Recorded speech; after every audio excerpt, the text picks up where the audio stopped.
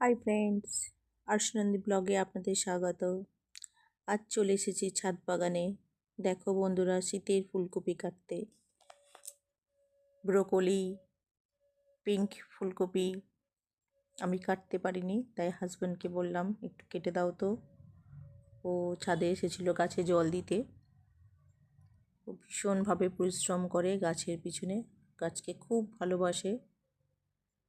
ছাদে গ্রো ব্যাগে এইরমভাবে ফুলকপি হবে ভাবতেই পারিনি। ব্রোকলিটা কত বড় হয়েছে দেখো বন্ধুরা। এই ছোট্ট ছোট্ট গ্রো ব্যাগে নিচে পাতা, ওপরে অল্প একটু মাটিতে, তাতে ফুলকপি হবে এটা কল্পনারও অতীত। আমরা ভাবতেই পারিনি। এমনি খেলার ছলেই বসিয়েছিলাম। পিংগুলো দেখে তো মন ভরে গেছে।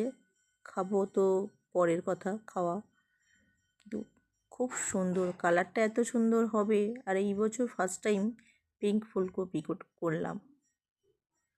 ব্রোকলি করেছি আগে, হয়েওছে। ব্রোকলি কেটে নেওয়ার পরে গাছগুলো রেখেছিলাম ছোট ছোট পাশপোর্টকে দিয়ে, তাতেও ছোট ছোট ব্রোকলি বেরিয়েছিল। আর এবছর 3 রকম হয়েছে। এটাকে ইয়েলো বলে দিয়েছিল, কিন্তু ইয়েলো হয়নি, নর্মালি হয়েছে। 2 মাস অক্লান্ত পরিশ্রমের ফল। ছাদ বাগানে সবজি ফলিয়ে দারুণ লাগছে, একটা আলাদা রকম অনুভূতি হচ্ছে।